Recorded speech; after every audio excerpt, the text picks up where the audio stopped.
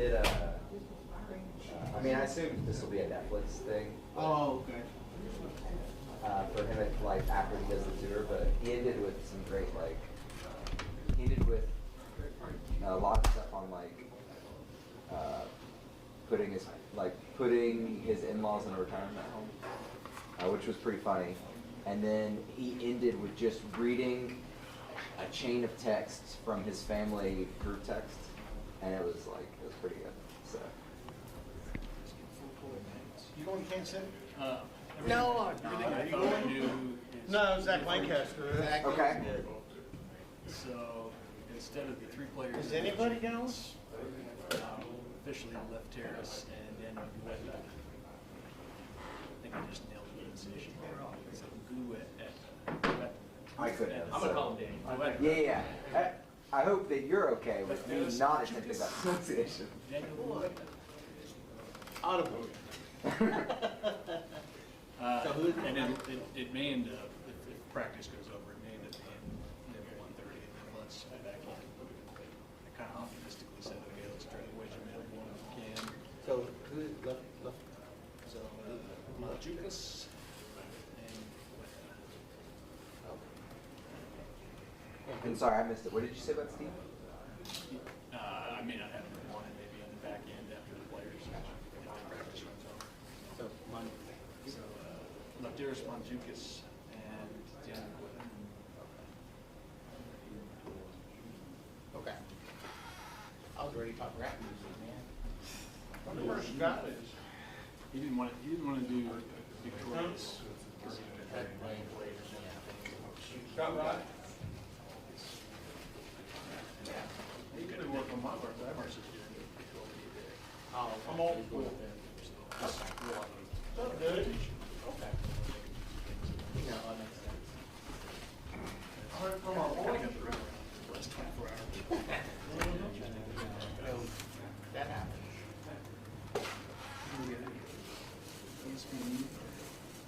Told me he, Justin told me he was contacts, not directly.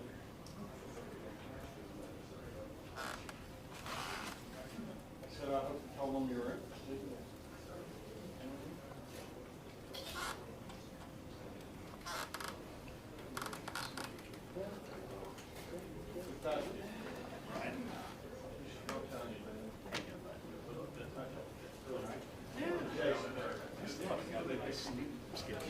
I finally got it back yesterday. I had the 2 nights off, I kept waking up at 2:30. And then we had the late night Saturday. Yeah, I finally got it back on track.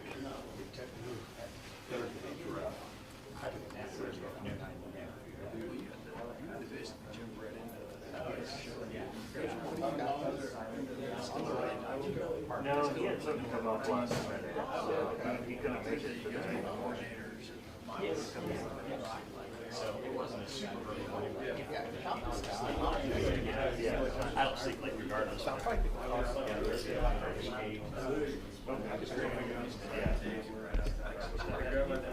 Other end of the state. I knew OSU would be better than Joe Mazzotti. That's it. How the mighty evolved. I wasn't like tripping about it. Yeah, I was just like, that's why I was like, I wouldn't want to. Yeah. I feel like you got him, OSU, and all of us in the room. Collateral. Yeah. So they go all kind of going in different directions. So we're there for a year or two, because we're not on the chart. Yeah. Make sure you join. So whatever parking that's you just picture you. Maybe.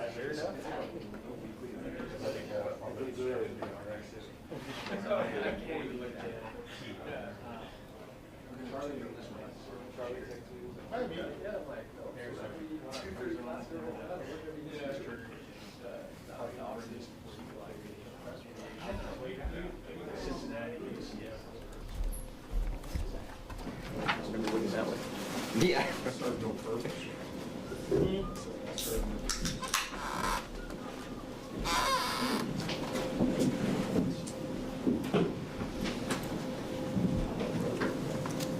Well, it's another week. Sun came up, a little windy for my taste buds, but last week it was a win in every way possible except the scoreboard. Our fanfare and the stadium and all the people involved was unbelievable. The want to and the energy and the enthusiasm of the players, phenomenal.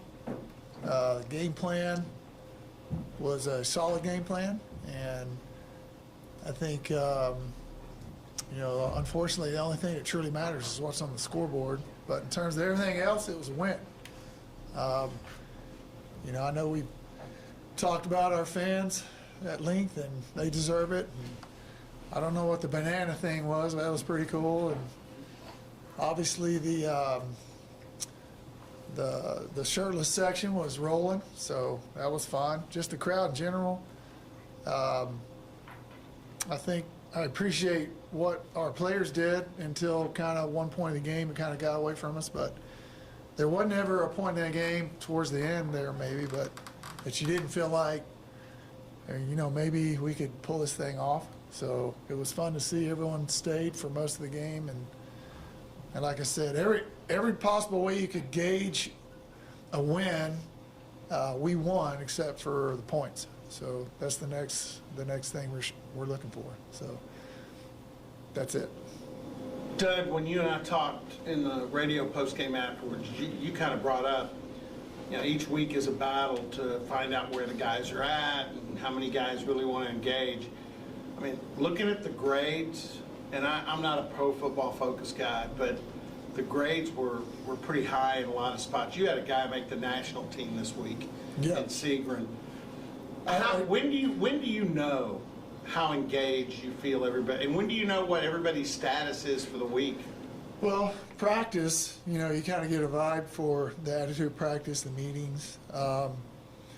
Pre-game to me is just kind of a mystery because I've been on both sides of it where I thought we were totally juiced, ready to roll, and got whipped, and then I've been in pre-games where it's flat and we end up getting after an opponent. So, but like during the course of the week, generally you kind of you can see what you're going to get that week.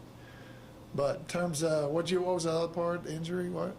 No, it wasn't injury. It was just knowing whether guys are going to. Yeah, I see it during the week.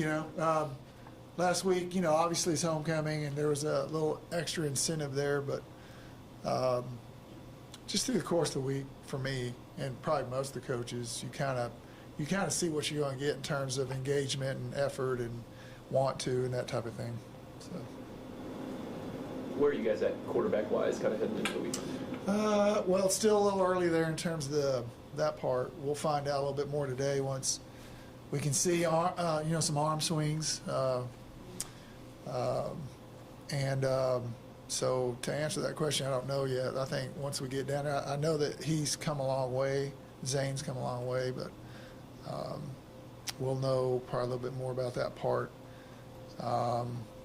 When we get through practice, and there's nothing that says it can't be a 2-quarterback platoon situation, or it could be Zane all the way, or it could be Sam all the way. We got to figure that out. What did you just watching the film? What did you think of Sam's performance after that? I mean, Sam made some great wow plays, and he's really good with his legs. And then at the same time, he made a couple of mistakes there that were pretty catastrophic. But I think overall, in his circumstance, there's probably not a whole lot of guys that could do what he's done coming from receiver to quarterback starting. I'd like to see who that is in this entire country that can come out and kind of perform at that level coming as a guy that's been a receiver for 2 years. So we just got to limit a couple of little things. Took his eye off a snap. The pick 6 was, I don't know that was a phenomenal route. Receiver's a little bit lazy at the top of the route, and it may have been a little bit late, but he had a couple things in there that weren't good, but for the most part, you got to admire what he's done with a limited amount of time at a position that's, there's not an eye in the stadium or on either sideline. It's not on you every snap to do the right thing. So I'm I'm pleased with him. What were some of the biggest differences you saw in Sam from this week from the week before? Just another week of preparation, and it's about, you know, again, just all the communication and the reads and checks and all the stuff. Just he'll just get better every week at that stuff.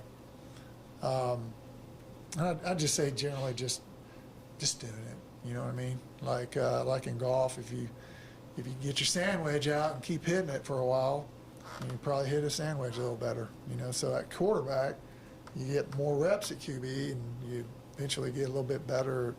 And it's good because he has tape of things he does well and tape of things he hasn't done well, and so now you can kind of focus in on a couple of things that he's not doing well and just get better. Along the lines of that, you know, some things well, some things not so well. Did he say anything? Because I was kind of on the sideline from the sidelines. I don't know. He could have seen the receiver. I think he threw it up hoping his guy would go get it because there was a defender flat blocking him. Yeah, that's just part of it. QB, you got to find the lane to be able to sight it. Right. And I've had some really tall quarterbacks that don't have that capability to find that lane, and I've had shorter guys that can. It's just, it doesn't really matter. He just, I think a lot of times you can sway either way and kind of find a lane for vision. And, you know, he's probably 5'10" and a half. He's probably going to tell me he's 6 foot, but he's probably 5'10" and some change. And there are times probably that occurs. He's had to deal with his whole life, so I don't know that was a mistake. I think the ball placement wasn't great, and I don't think the route was great. I think the decision to throw was probably great. The best thing you're ever going to get, unless they bust, is 1 versus 1. And so his decision was right, but obviously the accuracy wasn't 100%, and then the route was kind of average. On the good side, I think the 2 best passes thrown this year by an Oklahoma State quarterback, Flores threw one at Oregon that hit the receiver. He was doubled, hit him in the hands, and he wasn't able to hang on. The other one was that one. Was that the fade to 16? Yeah. Yeah, that one. The other one was Rigby.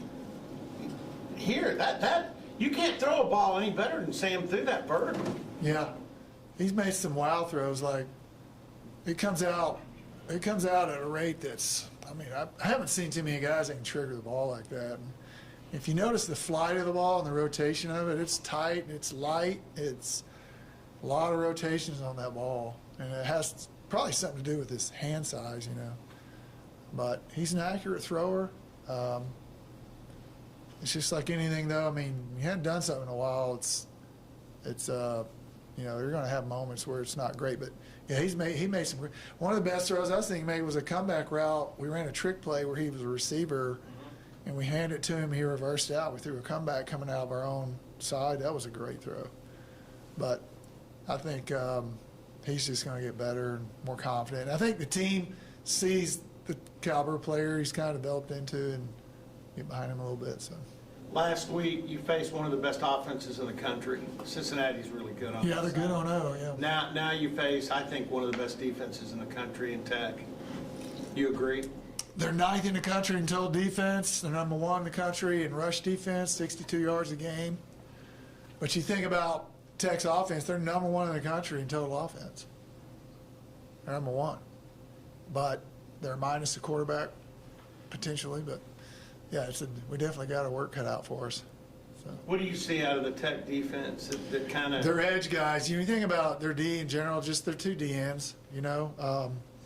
I think it's Romello Height and David Bailey. David Bailey's got like 11 sacks. The other kid's got 5. So that's an issue because now you got to chip and do things with tight ends and backs, and now when you're throwing passes, you don't have the stretch horizontally you want because those guys have to kind of chipping to get out late or getting eaten up by the DN. So anytime you put pressure on the quarterback and not have to blitz, that's why all those guys make all the money in the NFL. You got an edge guy that they have to chip and double and do all these things. You don't have to blitz, and you can leave 7 in coverage. That's why those guys are so valuable. And they got 2 of them. I think the one guy was the number 1 portal player in the nation. I think he's out. Is he Stanford? Is it Stanford? Yeah. He's a hard charger. He's got some strength. He's got some girth to him, and And then the Mike linebacker or the Will backer, number 10, Jacob Rodriguez, he leads the team in tackles and has 2 interceptions. They got another corner that's got like 3 or 4 picks. And the thing you notice about him mostly is this, just the relentless pursuit to the football. They fly to the football. They're well coached. I know Coach McGuire's the defensive guy, and they're really good on D. Yep. When you look at Texas Tech and, we live in a different era, what's impressed you about the investment the school has made into that football program? Impressive. Yeah, it's not using it as an excuse, because every school is doing the best they can to do and come up with what they can come up with. You know what I mean? I think they have a couple of individuals that have given them, I don't know, 5 times more than anyone else in the planet. So it helps. So that's impressive. But it's not to say that they're not doing a good job coaching.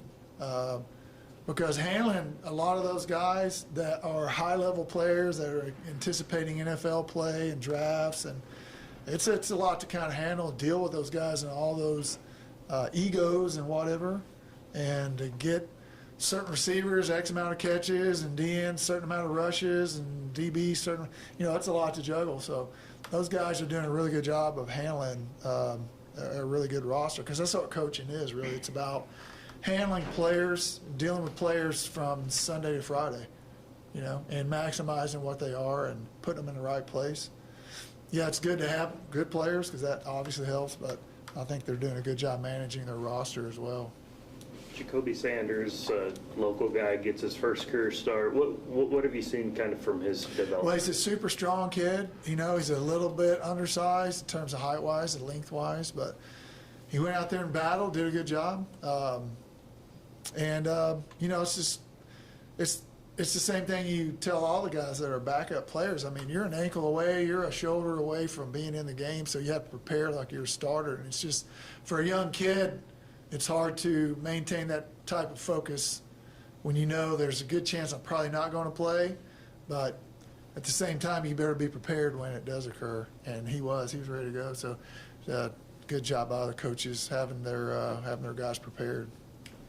How specifically have you seen that unit, the offensive line, improve? Yeah, we lost the left tackle, Markel, and we switched Nuku over. And you'd prefer, like when you start a season, you prefer those 5 to stay in the same position, the same 5 the best you can, just because of the communication. And when you work next to somebody long enough, you get good as a tandem. Either way for the guards, tackles obviously with the guards, and center with the guards, but just the continuity part of it. Because I know, like when I played, there wasn't a whole lot of substitutions up front, and then the years after, I mean, you kind of want that to be cohesive, and we've had to juggle around a little bit, and they still kind of perform pretty well, so really pleased with those guys. I think in terms of a unit, there's 5 of them, they've held their own. Doug, when you were at TCU and that team went all the way to the CFP championship game, I think you had 2 lost starts, 2 games on the offensive line. Do you remember, because you had the same 5 the whole season, except one guy missed a start and another guy missed a start. Other than that, it was that continuity. Yeah, I mean, it was like that, like when I was there in 14-15, the same thing. I think that starting 5, for 2 years, it was the same 5 guys for the most part. I think one of our tackles had a back for a little bit, but I mean, that's huge, It's just, you just develop as a unit, and you're not just dealing with 1 guy or 2 guys, you're dealing with 5 guys that are, like a big ass bulldozer blade up there that can operate, so I don't really recall in 2022, but we had 2 or 3 NFL guys too, and all those O-lines, there was NFL players in there, and they stayed healthy because, like they say, the most important ability is availability, and when you're available all the time, you're at practice every day, and you're healthy, that's there's a lot of value in that. What does that say about those offensive line coaches that you have, that guys are rotating in? I think there's 3 underclassmen starting right now, but that group continues to get better. They just do a good job, very thorough. They work hard at practice. I think, you come in our practice and watch the individual periods. I mean, they're working fundamentals for, you know, because they're going the whole time special teams is going. Special teams goes about 20, 25 minutes, and they get a bunch of individual time, a lot of instruction, and a lot of technique work, and those guys do a really good job. Has Grant surprised y'all a little bit with, obviously? Yeah, because, like, you know, obviously the size, he's got the size you're looking for. He's probably legit 6'6". You know, you hear 6'6", 6'7", it's usually 6'5" and 3/4. He may be probably 6'6", and super athletic, being a tight end prior to moving to O-line. But, you know, very limited experience at O-line, and all of a sudden your first start's Oregon. You know, and he did really well. And he's been a really consistent player, and he's very athletic, and he's got some good length, and he's just going to get better. He really cares. You know, he listens, pays attention, takes notes, and he wants to get better because, you know, he's a kid that is probably going to be a draft guy. You know, and I know that's we're way ahead of ourselves here, but he's got a lot of the intangibles, a lot of the size and the length, and all the things that everybody's looking for. You know. What went into your decision to hand over the play calling duties to Kevin? Well, I didn't feel like those guys were getting my best because of, and it's not necessarily this stuff. It's the mental. I don't know what the word I'm looking for is, but there's just you know, you're dealing with 100 and some odd players that are.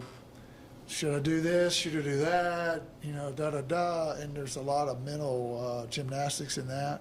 And I think it was kind of like, I don't think I was doing a very good job in terms of giving them my best. And those guys, you know, they're fighting for themselves at this point in terms of their career. So I just kind of unplugged myself, said, you guys can go make this what you want, and moving forward, it may help you in the long run get your next whatever it is you're looking for, you know. So I just felt like I wasn't completely dialed with all the other things. And it wasn't the physical workload, it's just the mental workload. I felt distracted. And I think that to give our offense the best opportunity and give those coaches the best opportunity for their future, I thought it was just a really good move. Beyond that, Doug, can you kind of relay to the public what the decorum's like, what the coaches are like?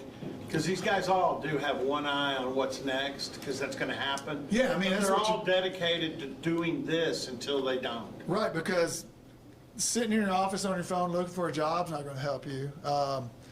Being a jackass to the players and your coworkers is not going to help you. So what do? Well, just remember how happy you were the day you got this job. And while you're here, do the best you possibly can, because that's ultimately what's going to get you where you want to be for the next one, period. And, you know, in this line of work, because it's a small group of people, you know, you make 2 or 3 guys feel about you a certain way, you're going to make about 50 guys feel about you that way, because everybody knows everybody. So handling yourself professionally and doing the best you possibly can is my advice for any coach in this situation.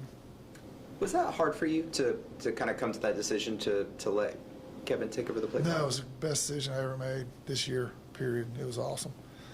Because they're doing a good job. Kevin put a phenomenal game plan together last week. I think they ran the ball really well. You know, Fields had I don't know, what do you have, 160 some odd yards?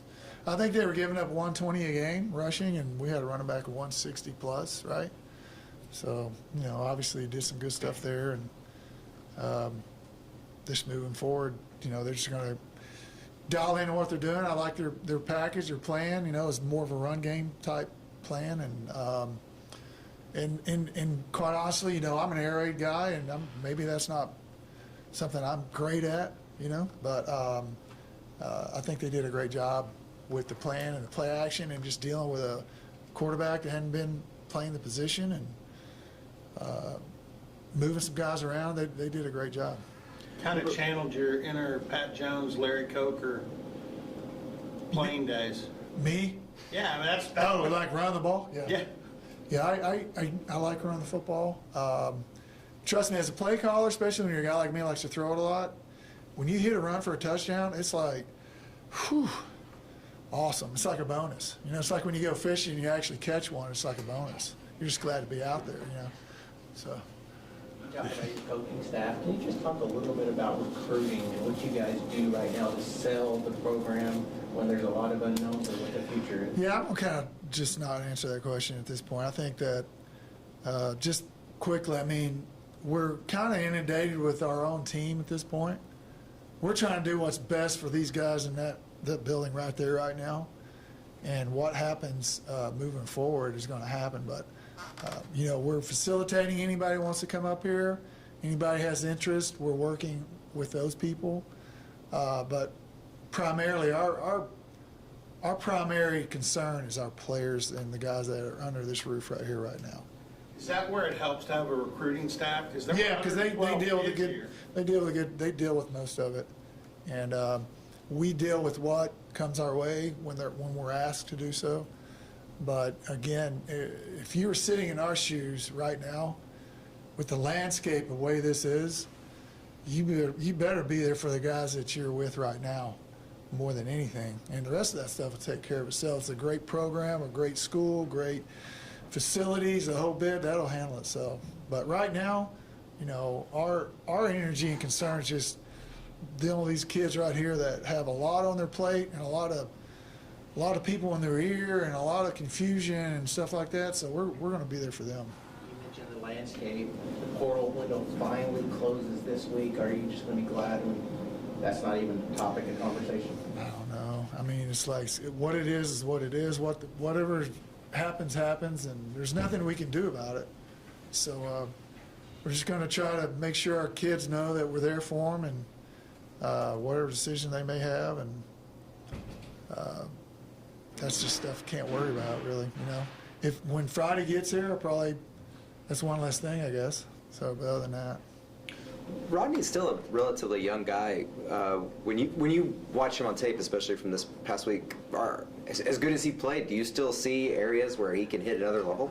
No, I mean, he played pretty well. I mean, he was hitting gears this last weekend. I hadn't really seen him do. He looked, that's the best I've seen him look. He looked good. Like the one he took around the right edge there, he was rolling, you know. I mean, he looked like he had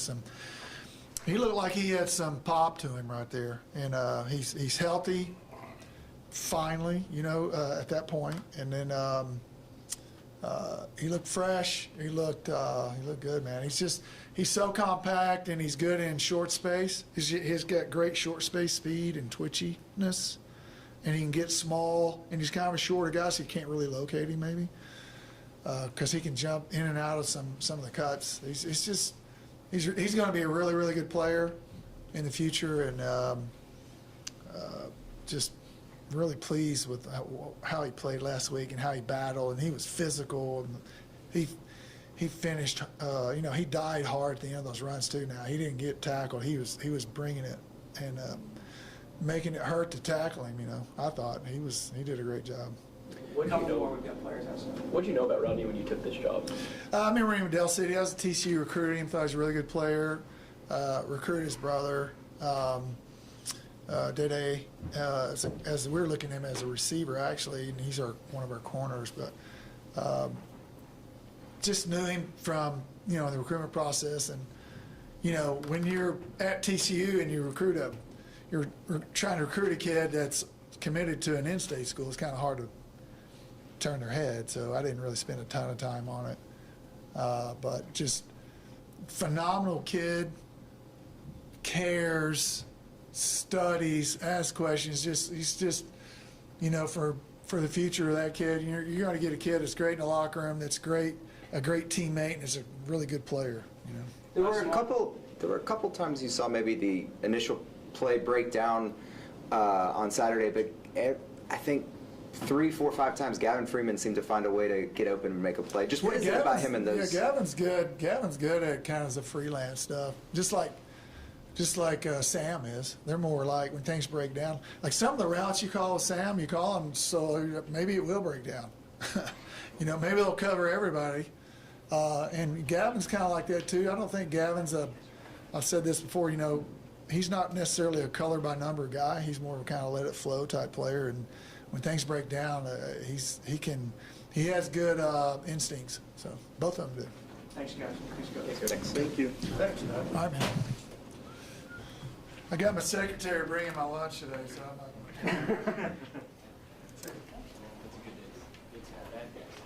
It's good people trying to say. Coach Perry, Coach John. Yeah, Coach. Well, I mean, I can remember going there and winning 66 and nothing when I was here. But I also remember going there at nighttime and got blistered. You know, so it's a hard place to play. Hard place to win. Lots of